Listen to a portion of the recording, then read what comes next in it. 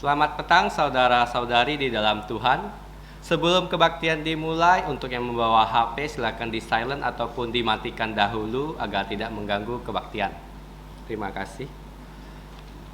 Mari kita mulai kebaktian kita dengan menyanyikan pujian Tuhan berada di bait sucinya.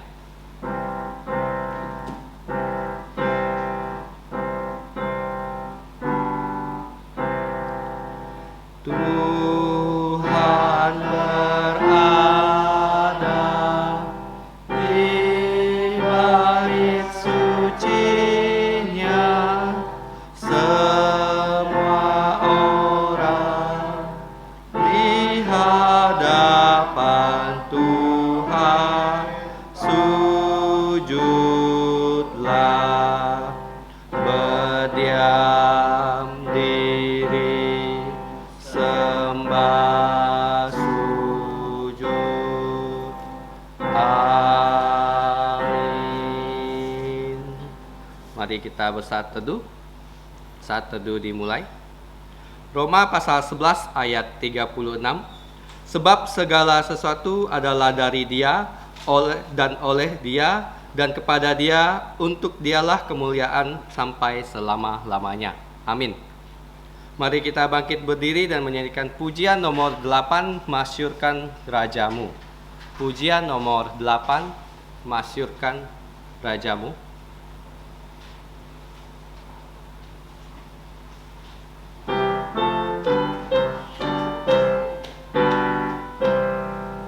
Masyurkan Rajamu dan sembahlah Dia. Angkatlah suaramu, bernyanyi bergemar. Bernyanyilah dengan jantung bergemar memuji Dia. Kristus memerintah, kasih-Nya besarlah. Ya basuh dosaku, ya bertata tinggi. Bernyanyilah dengan jantung bergemar memuji Dia. Kristus Yesus Tuhan, tahtanya kekalah. Kunci kerajaan maut diberikan padanya. Bernyanyilah dengan jantung bergemar memuji Dia. Kita tetap berdiri, mari kita berdoa. Allah Bapa kami di sorga, kami datang ke tahta-Mu yang kudus, sekaligus tahta anugerah pengampunan dosa melalui Putra Tunggal-Mu Tuhan kami, Yesus Kristus. Kami berterima kasih karena Engkau memberi kami kesempatan untuk berkebaktian pada hari ini. Kami mohon belas kasihan-Mu mengampuni dosa-dosa kami, sehingga kami dilayakkan datang ke hadirat-Mu yang kudus. Mohon Roh-Mu menyertai kami, sehingga kami dapat menyembah Engkau sesuai dengan kebenaran firman-Mu, supaya setiap acara kebaktian ini berkenan kepadamu dan hanya untuk memuliakan Engkau dan Putra-Mu dan Roh-Mu yang kudus. Dengarkanlah doa kami yang kami ucapkan dengan rasa terima kasih di dalam nama Tuhan Yesus yang telah mengajarkan kami doa Bapa kami. Bersama-sama mari kita berdoa. Bapa kami yang di sorga, dikuduskanlah nama-Mu. Datanglah kerajaan-Mu, jadilah kehendak-Mu di bumi seperti di sorga. Berikanlah kami pada hari ini makanan harian kami, dan ampunilah kami pada kesalahan kami, seperti kami juga mengampuni yang bersalah kami. Dan janganlah membawa kami ke dalam pencobaan, tetapi lepaskanlah kami dari yang jahat. Karena Engkaulah yang punya kerajaan dan kuasa dan kemuliaan sampai selama-lamanya. Amin. Gloria Patria.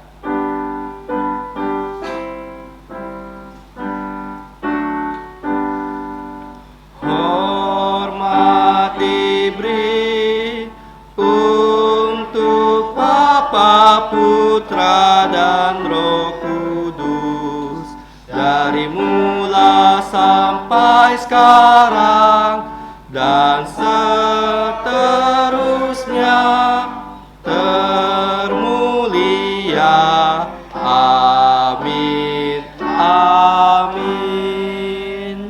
silakan duduk. Saudara-saudari, mari kita buka Alkitab kita yang diambil dari Roma pasal 11 ayat 25 sampai 36. Roma pasal 11 ayat 25 sampai 36. Kita akan membaca ayat ini secara bergantian. Saya akan membaca ayat 25, saudara-saudari balas dengan ayat 26, seterusnya hingga dua ayat terakhir, ayat 35 dan 36 kita baca bersama-sama. Roma pasal 11 ayat 25 sampai 36.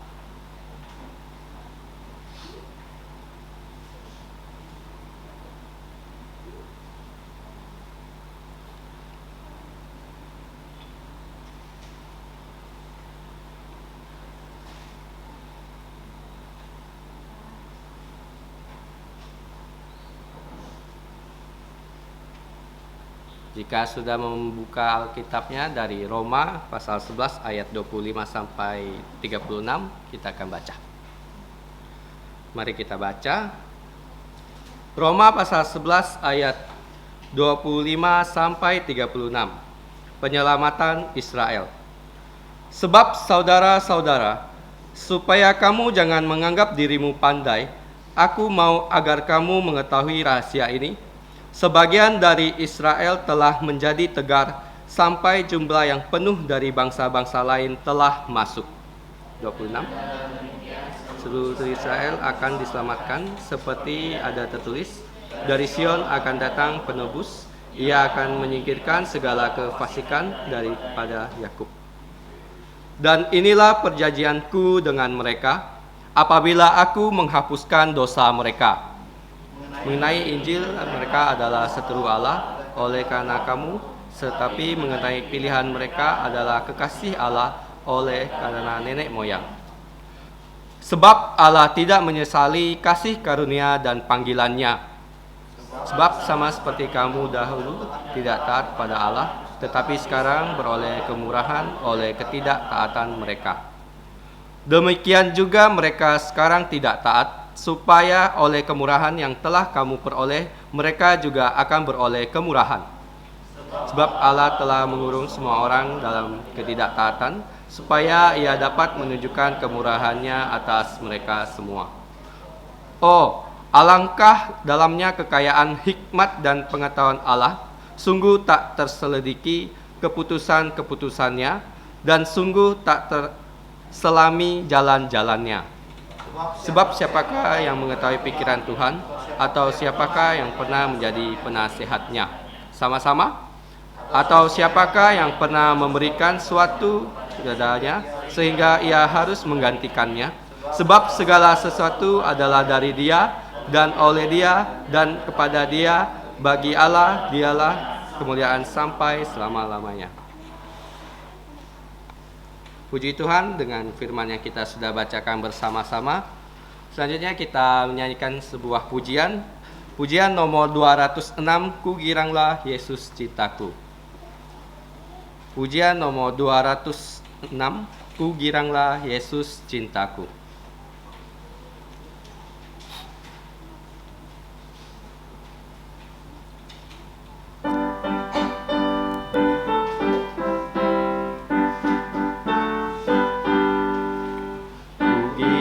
Bapa-Ku dalam sorga mengatakan bahwa Ia cintaku.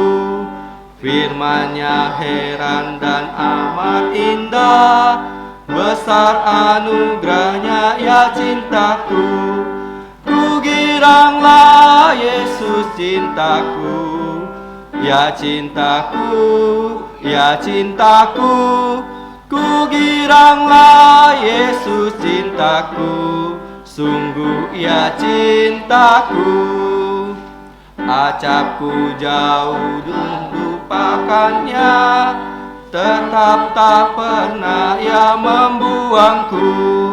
Dan ku mau kembali kepadanya, bila ku teringat ya cintaku. Ku giranglah Yesus cintaku, ya cintaku, ya cintaku. Ku giranglah Yesus cintaku, sungguh ya cintaku. Ku akan puji di hadapannya bila ku jumpa akan Tuhanku. Inilah pujian yang ku suka, alangkah herannya ya cintaku. Ku giranglah Yesus cintaku, ya cintaku, ya cintaku.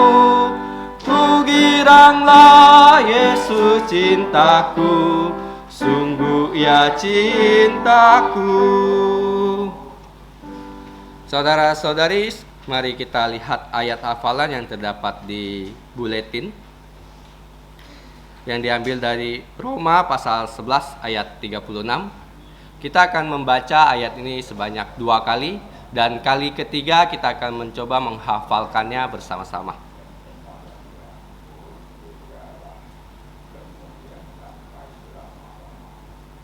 Mari kita baca bersama-sama.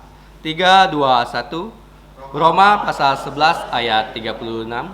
Sebab segala sesuatu adalah dari Dia, dan oleh Dia, dan kepada Dia, untuk Dialah kemuliaan sampai selama-lamanya.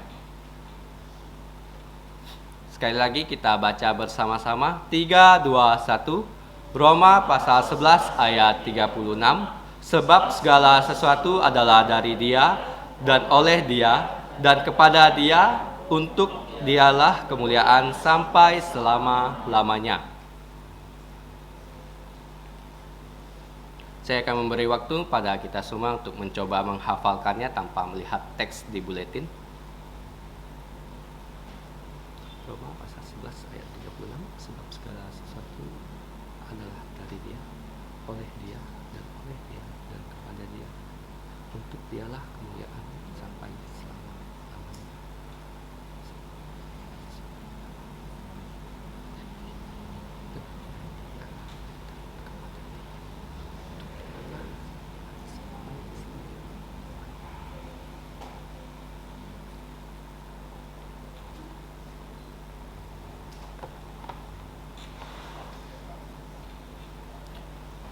Mari kita coba untuk membaca tanpa melihat teksnya. 3, 2, 1. Roma pasal 11 ayat 36. Sebab segala sesuatu adalah dari Dia, dan oleh Dia, dan kepada Dia. Untuk Dialah kemuliaan sampai selama-lamanya. Puji Tuhan untuk ayat hafalan yang kita baca dan mencoba hafalkan. Untuk saudara-saudari yang belum bisa menghafalkannya, silakan membawa buletin ini pulang untuk dihafalkan di rumah. Selanjutnya watak gereja. Watak gereja yang pertama, piknik gereja. Jika Tuhan mengizinkan, piknik ke pantai Samudra dan Singkawang akan dilaksanakan pada hari Kamis tanggal 23 Mei atau hari libur nasional. Biaya sebesar 150.000 dan dapat dicicil. Harap mendaftarkan diri ke GS Pendeta Peter Yoksan. Saya tidak ada melihat saudara-saudari yang baru. Mari kita doakan agar Tuhan menambahkan jiwa-jiwa baru di gereja kita. Selanjutnya kita akan memberikan persembahan. Untuk kantong persembahan akan dibawakan oleh saudari Ibu Ango. Sambil menjalankan persembahan, mari kita menyanyikan pujian nomor 51, Ku mau serahkan semua milikku. Pujian nomor 51, Ku mau serahkan semua milikku.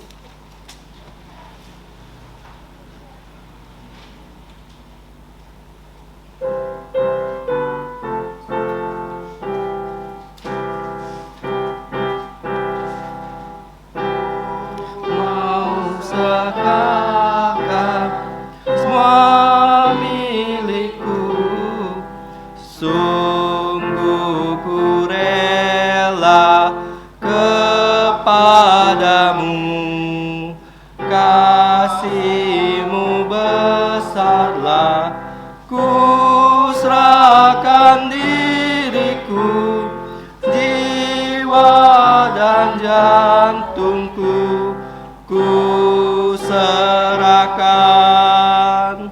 Ku mau serahkan waktu hidup agar dipimpin ya Tuhanku. Sabdalah padaku untuk jalan sertamu kini dan selamanya. Ku tak mundur, ku mau serahkan semua hartaku. Semuanya ini, oh terimalah, Kau telah menebusku. Ku mau memujimu, ku serahkan milikku semuanya. Saudara-saudari, mari kita bangkit berdiri dan menyanyikan doksologi.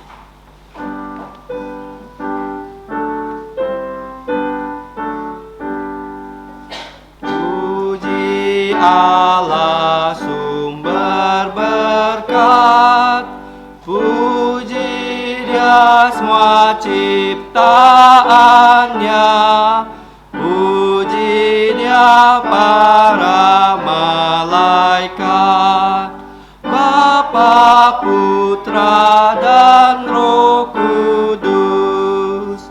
Amin. Mari kita berdoa. Bapa kami di sorga, kami menyerahkan persembahan kami, kiranya Engkau berkenan menerimanya. Pakailah persembahan ini untuk kemuliaan nama-Mu dalam pelayanan dan perluasan kerajaan-Mu di muka bumi. Berkatilah saudara-saudari yang telah membawa persembahan ini, khususnya anak-anak yang uangnya berasal dari orang tua mereka, supaya semua keluarga kami dapat percaya Tuhan Yesus dan diselamatkan. Ajarlah kami melayani Engkau sebagai korban hidup yang memuliakan nama-Mu. Demikianlah kami berdoa dan berterima kasih di dalam nama Tuhan Yesus. Amin. Silakan duduk. Untuk anak-anak silakan menuju tempat sekolah minggu.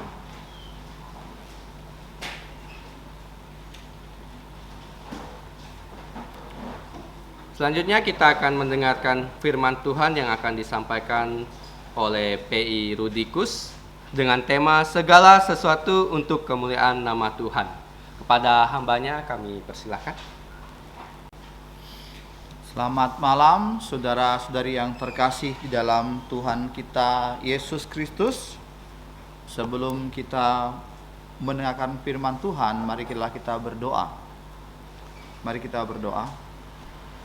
Tuhan Bapa di surga, kami sungguh bersyukur kepadamu, di mana pada malam hari ini walaupun di luar hujan, tetapi Engkau masih memberi kami kesempatan untuk datang ke tempat ini untuk menyembah Engkau dalam kebaktian matahari terbenam. Ya Tuhan, kami mau menyerahkan untuk firman Tuhan yang akan kami dengar. Kiranya firman Tuhan ini dapat kami mengerti dan kami simpan dan kami lakukan dalam kehidupan kami sehari-hari. Terima kasih, kami juga berdoa untuk kebaktian sunset yang ada di Siantan maupun di Parit nomor 2. Kiranya Engkau yang menolong hamba-hamba-Mu di sana, Tuhan pakai dan Tuhan menambahkan jiwa-jiwa yang baru. Terima kasih Tuhan, kami serahkan semua ini. Kami berdoa di dalam nama Tuhan Yesus. Amin.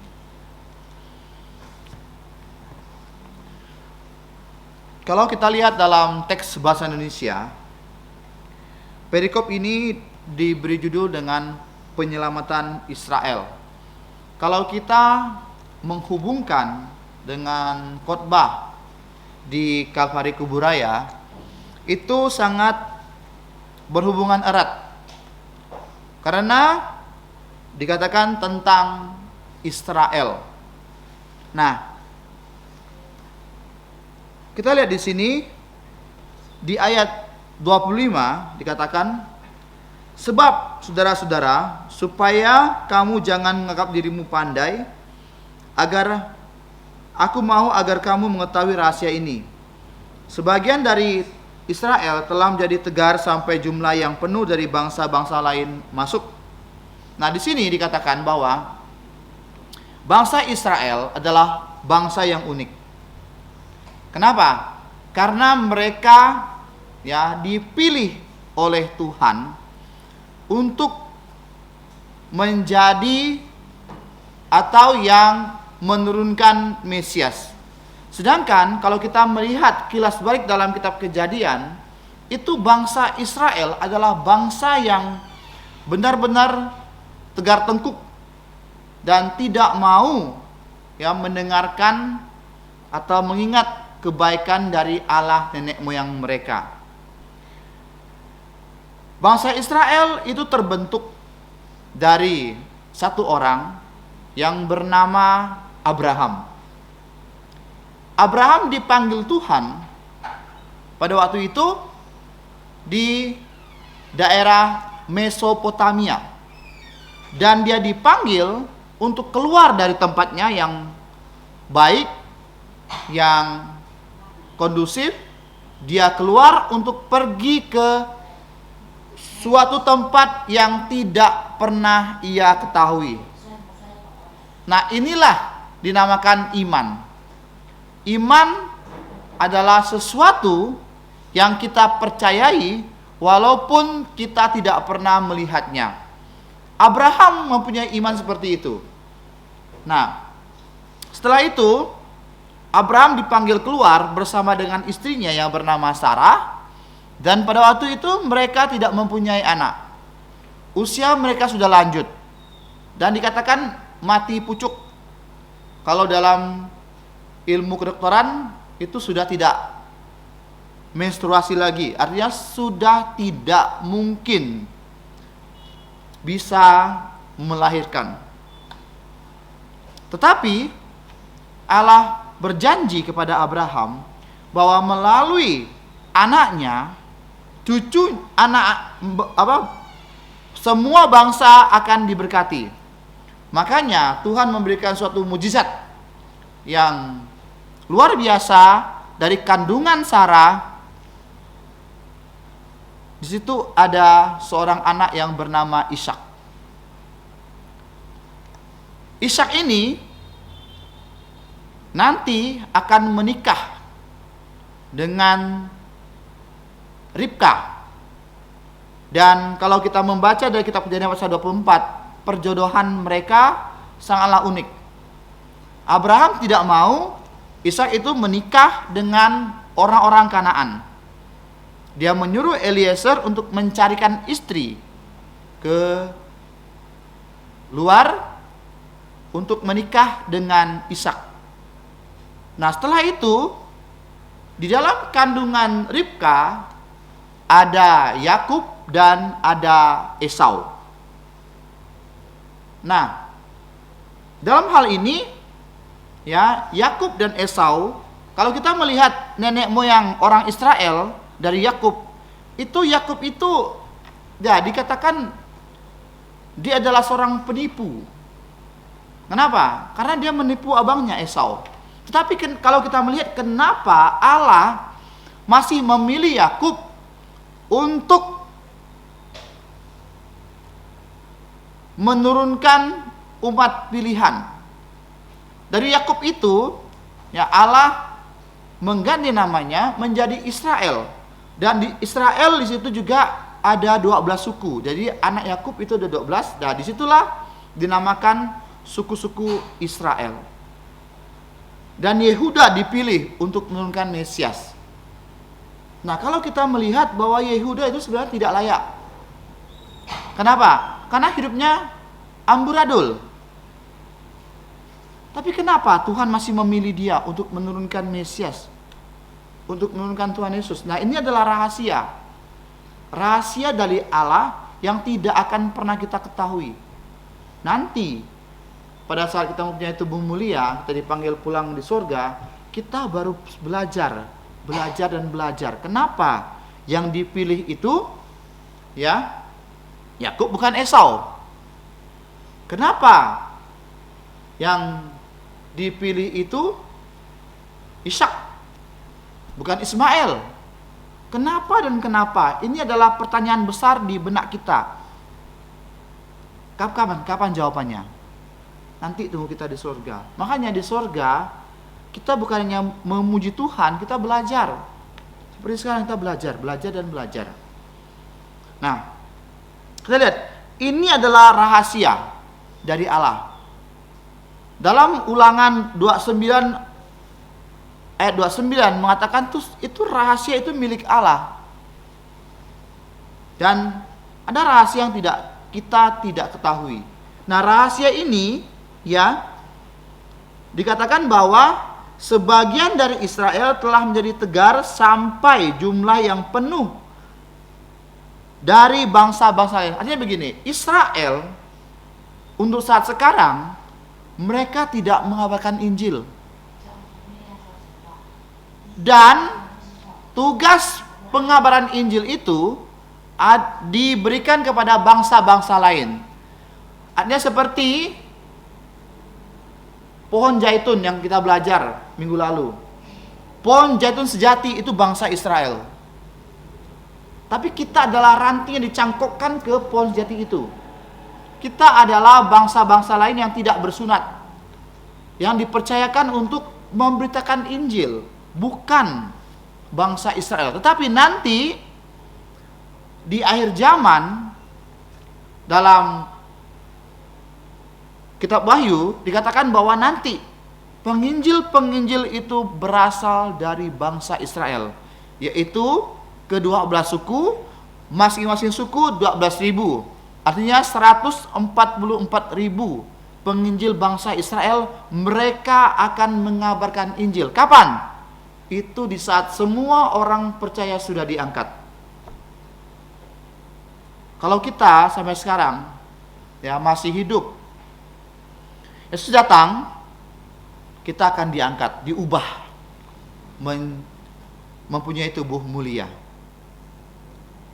Saya sangat senang waktu hari Sabtu yang lalu kami membesuk dan menginjili satu ibu. Dia tinggal di Nurul Huda. Kita jangan meremehkan ya orang tua ya. Kadang-kadang ya. Jadi begini, dia mengatakan, dia ngomong bahasa Hakka sama Pak Pendeta Peter. Nanti ya kita nih ya, orang kita nih yang tua nih, Tuhan akan ubah kita menjadi 33,5 tahun. Saya kaget loh. Ini orang tua ya, kayaknya dia nggak dengar khotbah. Berarti saya bilang mengatakan berarti Aji ini dengar khotbah. Ya iyalah saya dengar lah, kalau enggak ngapain saya ke gereja katanya. Kayak Aji ini kayaknya enggak dengar kan, sering ke toilet mundar mandir, tapi dia dengar khotbah. Artinya apa?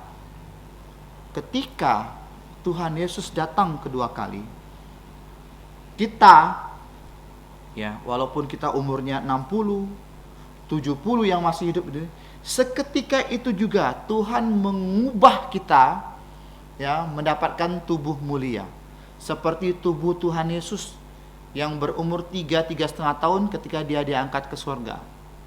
Apakah itu cerita isapan jempol? Tidak, saudara-saudara. Ini adalah cerita Alkitab yang sempurna. Alkitab tidak pernah bohong sama kita. Karena Alkitab itu sempurna, adalah firman Allah yang ditulis, yang dijaga, yang dipelihara murni, sehingga apa yang dikatakan oleh firman Tuhan itu adalah benar-benar akan terjadi. Tapi ada rahasia-rahasia yang Tuhan simpan, yang nanti akan diungkapkan kepada kita. Seperti minggu ini, Wahyu pasal 17 tentang Babel rohani, Wahyu 18 tentang Babel jasmani. Itu masih rahasia, tapi Allah ungkapkan, dan itu belum begitu jelas. Nah, kita lihat di sini dikatakan kita sebagai orang-orang yang tak bersunat, dikatakan janganlah kamu menganggap dirimu pandai. Artinya kita jangan merasa bangga bahwa kita adalah orang-orang yang diselamatkan walaupun kita bukan orang Israel. Karena di mata Tuhan, yang penting dia percaya Tuhan Yesus. Mau dia bangsanya apa, sukunya apa, dia orang Yahudi atau bukan Yahudi, yang penting dia itu orang yang percaya Tuhan Yesus, maka akan diselamatkan. Dengan jalan demikian, seluruh Israel akan diselamatkan seperti ada ditulis. Dari Sion akan datang penebus, ia akan menyingkirkan segala kefasikan dari Yakub. Artinya begini ya. Dalam kitab Wahyu, ketika 144.000 penginjil Israel mengabarkan Injil kepada orang-orang Israel di situ, mereka ada yang percaya, ada yang tidak. Tapi jumlah mereka itu sudah Tuhan tentukan. Dan kita nggak tahu jumlahnya berapa. Berapa persen orang Israel yang sungguh-sungguh percaya Tuhan Yesus. Kita nggak tahu. Kemarin saya pernah lihat suatu artikel yang mengatakan bahwa di Israel itu mayoritas beragama Yahudi, bukan Kristen ya. Jangan salah. Makanya Israel Palestina itu bukan perang agama, itu perang negara. Jangan kita samakan Israel, Palestina, perang agama, bukan. Justru ya, mayoritas nomor 2 di Israel itu Islam. Yang ketiga baru Kristen. Yang pertama itu Yahudi. Nah, justru orang-orang Yahudi inilah yang menyalibkan Yesus. Maka kita jangan mencampur adukan antara agama Yahudi dengan agama Kristen. Orang Yahudi, orang yang percaya dengan agama Yahudi, mereka tidak percaya Mesias. Itu Yesus. Bahaya ya kalau kita jangan sering berkomentar tentang Israel Palestina, karena itu perang politik, bukan perang agama. Nah, tetapi dikatakan bahwa dari Sion akan datang penebus. Artinya dari ya bangsa Israel, suku Yahudi, ya, suku Yehuda, maaf, di situ Tuhan akan menghadirkan seorang penebus. Siapakah dia? Yaitu Tuhan Yesus Kristus yang akan menunjuk hidung dari ahli Taurat, imam-imam kepala, pemimpin agama Yahudi bahwa mereka itu salah. Mereka adalah fasik. Mereka mengetahui kitab suci, tapi mereka tidak mau percaya. Pengetahuan mereka hanya di otak saja, berorientasikan tentang hal-hal yang duniawi. Kenapa saya katakan demikian? Karena orang-orang Yahudi menganggap bahwa Mesias datang, ya, nanti akan membebaskan mereka dari penjajahan orang Roma. Itu yang ada di benak mereka. Bukan membebaskan mereka dari perbudakan dosa, bukan. Nah, orang dunia ini seperti begini ya, mereka selalu memandang materi. Namanya materialistis.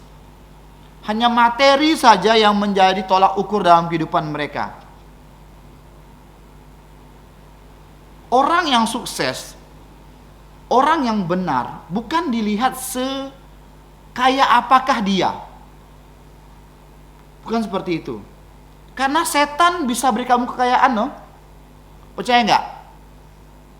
Setan bisa kasih kamu kaya kalau kamu menyembah dia. Masih ingat ketika Yesus dicobai di padang gurun? Setan bilang, kamu lihat ini semua, saya berikan kepadamu kalau kamu mau menyembah aku. Orang zaman sekarang kan begitu. Pesugihan. Kan? Apalagi nggak mau tahu apakah itu jalannya benar apa tidak, yang penting duit. Duit dan duit. Betul tidak? Nggak mau tahu jalannya itu benar apakah caranya itu benar salah, yang penting nanti hasilkan duit, tenang dia hidup. Tidak seperti itu. Berkat bukan dilihat dari kaya atau miskin. Berkat dilihat bagaimana kamu dapat mensyukuri apa yang ada dalam diri kamu sekarang. Banyak orang yang tak pandai bersyukur. Dia merasa selalu berkekurangan. Itu yang bahaya.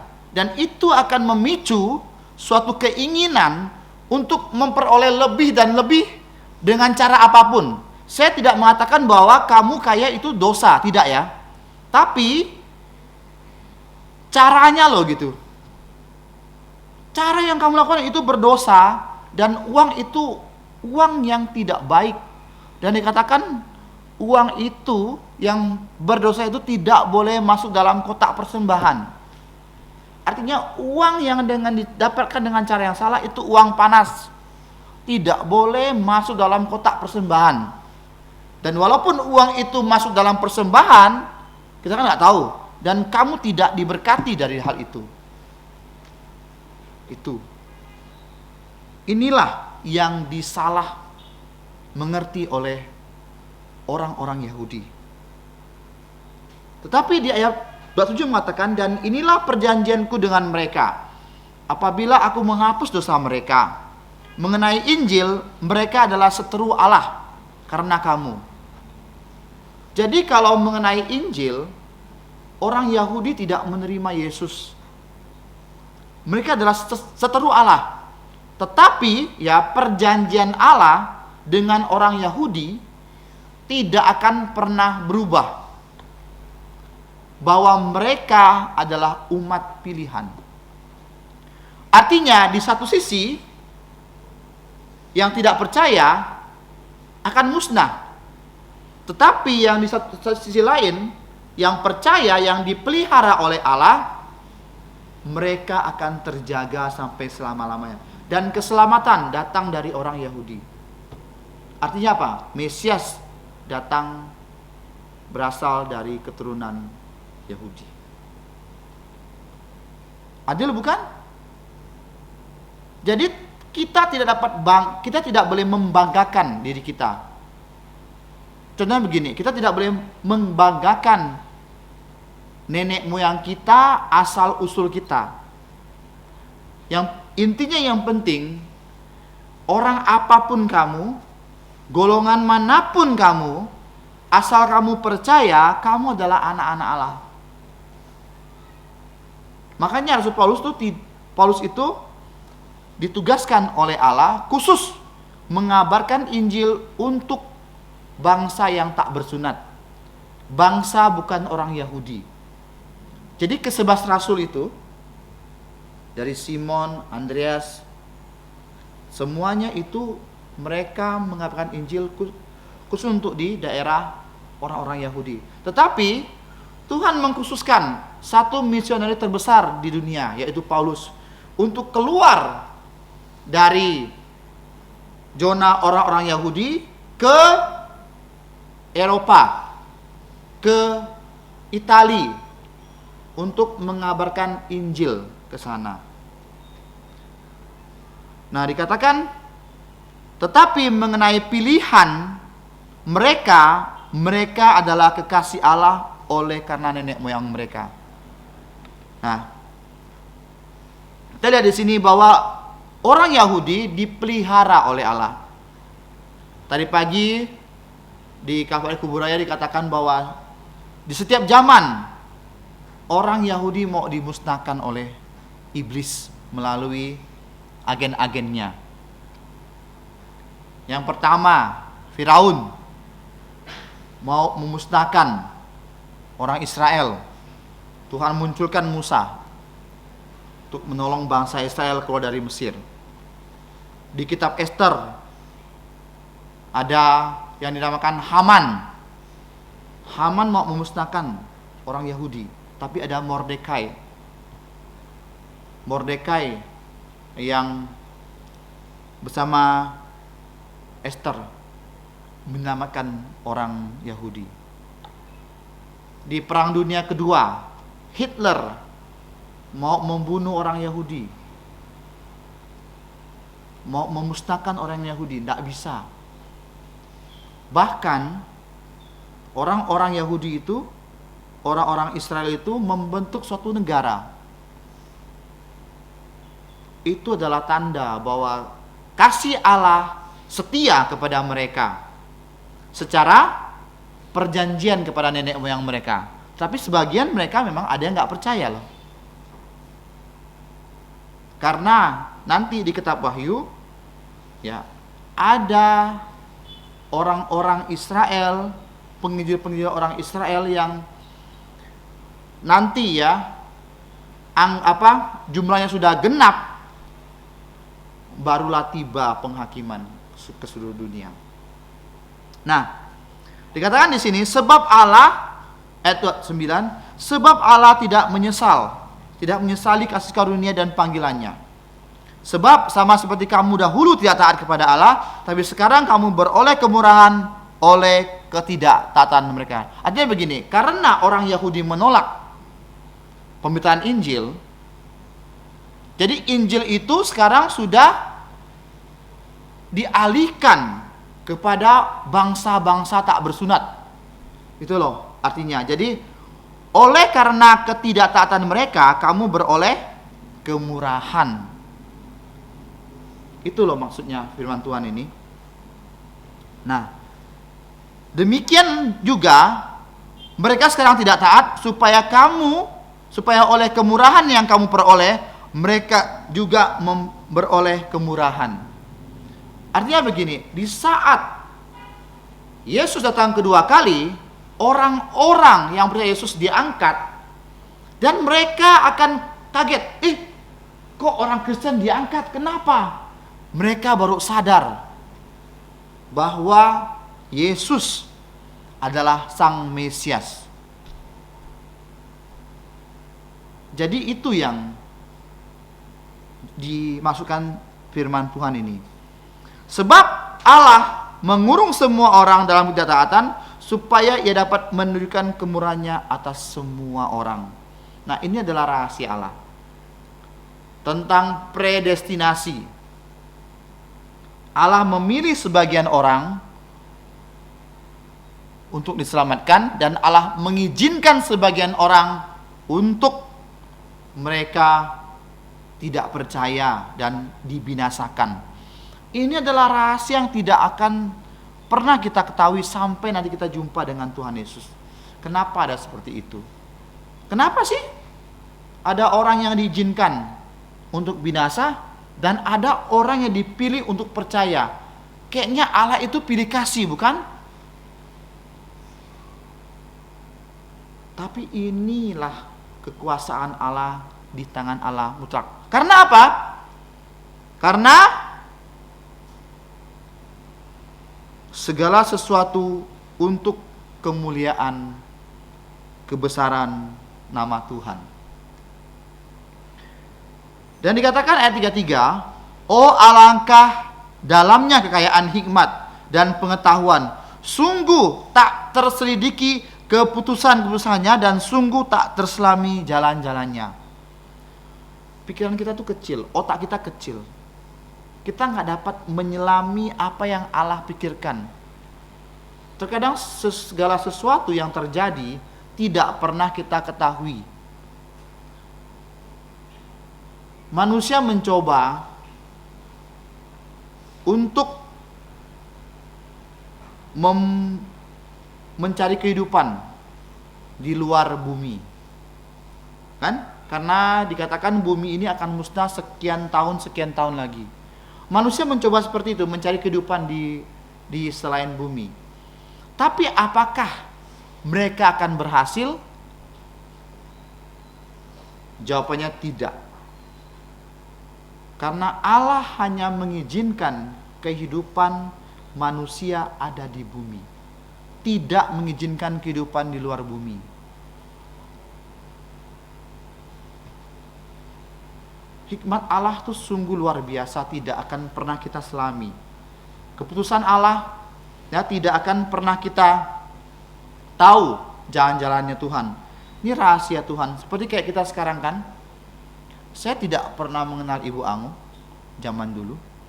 Kenapa bisa Ibu Angu membawa satu keluarga kecuali suaminya yang belum percaya? Kenapa?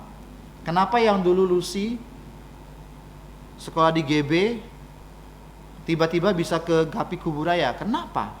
Kenapa Michael yang sekolah di GB yang sekolah Katolik kenapa bisa jadi orang Kristen? Kenapa? Kenapa? Dan kenapa? Itulah pertanyaan dalam diri kita. Kenapa bisa kita ketemu sekarang di sini? Kenapa? Saya nggak pernah membayangkan bahwa bisa ketemu dengan kalian.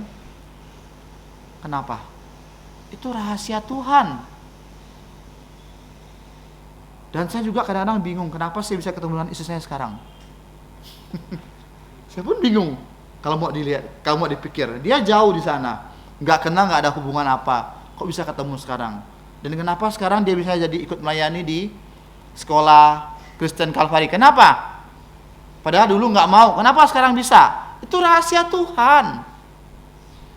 Kita nggak tahu kan? Hati kita bisa bilang saya kukuh nih, saya nggak mau nih. Tapi kalau Tuhan sudah ubah lubuk jantung kamu, karena hati kita ini dikontrol Tuhan. Dia kalau mau ubah jantung kamu gampang aja. Dia buat situasi yang benar-benar kamu udah no choice, udah nggak ada pilihan, dan kamu jalani itu. Itu kan rahasia kan?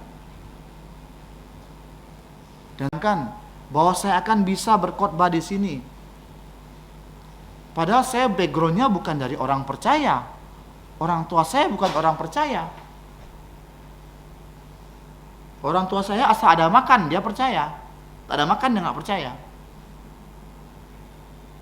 KTP boleh agama ini, tapi nggak pernah sembahyang.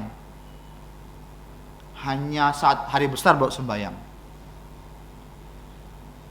Kenapa saya bisa seperti ini? Saya pun nggak tahu. Tanya saya nggak tahu. Ini adalah rahasia Tuhan. Untuk apa sih? Untuk apa semua yang terjadi di dunia ini? Nah, jawabannya ada di ayat 36. Sebab segala sesuatu dari Dia, dari Allah. Dia merencanakan segala sesuatu. Dan apa yang direncanakannya pasti dilakukannya dengan sempurna. Oleh Dia, kepada Dia, untuk Dialah kemuliaan sampai selama-lamanya. Jadi dalam konteks ini, kita sebagai manusia hanya menjalankan apa yang Tuhan perintahkan. Untuk apa? Untuk memuji nama Tuhan. Dikatakan bahwa apa yang kamu buat, apa yang kamu lakukan, lakukanlah untuk Tuhan, untuk kemuliaan namanya, maka kamu akan berbahagia. Jangan di saat pelayanan kamu lakukan hanya untuk dilihat oleh orang. Pelayanan hanya sebagai kedok. Pelayanan ya hanya sebatas formalitas, bukan sungguh-sungguh. Karena ibadah itu seumur hidup kita ibadah. Ibadah itu seumur hidup kita. Kita melakukan hal ini untuk Tuhan, itu ibadah. Kita ke panti asuhan, memberikan sumbangan, itu ibadah. Kita menolong orang, itu ibadah kita. Karena hidup kita adalah milik Tuhan, maka keseluruhan hidup kita itu adalah ibadah kepada Tuhan. Nah, kebaktian beda. Kalau kebaktian, ya kita kayak gini namanya kebaktian. Kita berbakti kepada Tuhan di hari yang sudah ditentukan oleh Tuhan. Jadi firman Tuhan pada malam hari ini cukup sampai di sini. Tentang bagaimana kita melihat orang Israel yang dipilih oleh Tuhan, tetapi mereka adalah bangsa yang tegar tengkuk. Walaupun seperti itu, tetap Tuhan memelihara sebagian orang bangsa Israel, orang-orang Israel tetap percaya kepada Dia. Walaupun diterpa oleh berbagai macam ancaman, tetap bangsa Israel eksis sampai sekarang. Dunia sekarang sedang menyerbu, mau memusnahkan Israel kan? Iran, kamu lihat Iran, gempur kan? Serang. Apalagi kemarin tuh, negara mana yang pakai drone tuh, Palestina kayak. Nah, serang Israel. Itu udah jelas di kitab Wahyu bahwa nanti Israel akan diserang dari berbagai penjuru.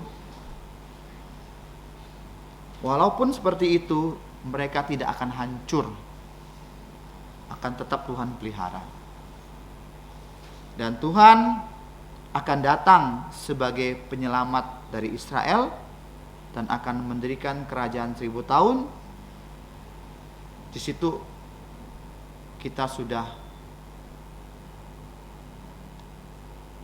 damai bersama Tuhan. Mari kita berdoa. Tuhan Allah Bapa di surga, sungguh betapa dalamnya hikmat, sungguh betapa tak terselami segala jalan Tuhan, tetapan Tuhan. Tetapi sebagai anak-anak-Mu kami percaya bahwa sebagaimana kami ada di dunia ini, kami sebagai alat-Mu untuk memancarkan kasih Tuhan, untuk menjadi pengabar Injil kepada orang-orang yang belum percaya melalui firman-Mu, melalui kehidupan kami, melalui kesaksian kami. Ya Tuhan, kami menyerahkan Tuhan anak-anak-Mu yang sudah hadir di tempat ini. Kiranya Engkau menolong mereka dalam kehidupan mereka sebagai mahasiswa, sebagai ibu rumah tangga, sebagai hamba Tuhan, sebagai pekerja, sebagai pelajar. Kiranya di setiap kehidupan kami dapat memuliakan nama-Mu, dapat memancarkan kasih Kristus kepada mereka, sehingga mereka dapat melihat bahwa Yesus adalah satu-satunya juru selamat yang dapat menyelamatkan dunia ini. Terima kasih Bapa, hanya Engkau yang menolong kami. Ampunilah atas segala dosa dan kesalahan kami. Kami serahkan semua ini ya Tuhan, kami berdoa dalam nama Tuhan Yesus. Amin. Mari kita membuka buku pujian kita nomor 220. Ku tahu yang ku percaya, 220.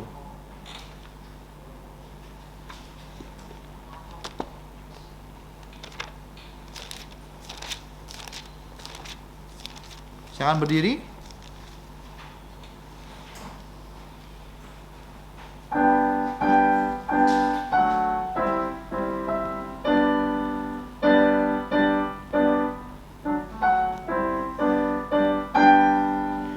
Tak ku tahu anugerahnya ya berikan padaku, dan mengapa kasih Tuhan rela menebusku. Namun ku tahu yang ku percaya, aku pun tahu bahwa Ia dapat pelihara yang ku serahkan sampai pada akhirnya. Mengapa imanku itu dapat masuk jantungku, dan sejak aku percaya diberi jantung baru. Namun ku tahu yang ku percaya, aku pun tahu bahwa Ia dapat yang ku serahkan sampai pada akhirnya. Roh Kudus yang menyadarkan semua dosaku dan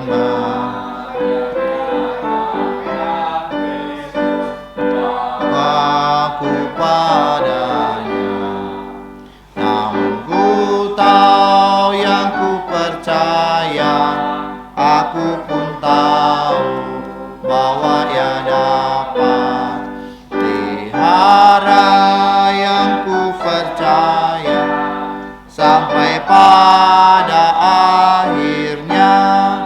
Kita minta kesediaan Bapak Pendeta Yakin Pang untuk doa berkat.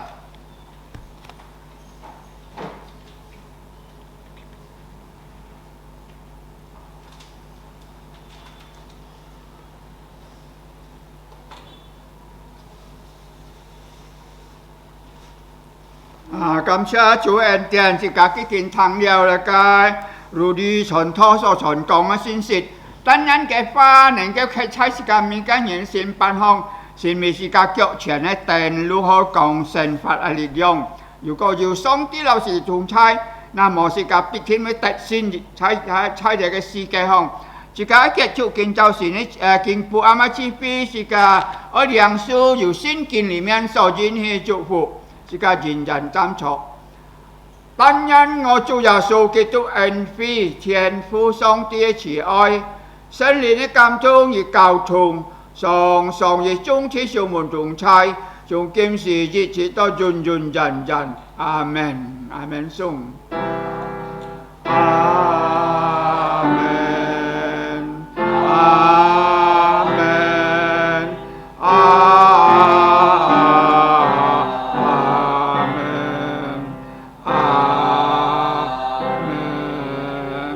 上錯滅多三飛，讓上帝祝福大家，主要是家來唱人做師傅。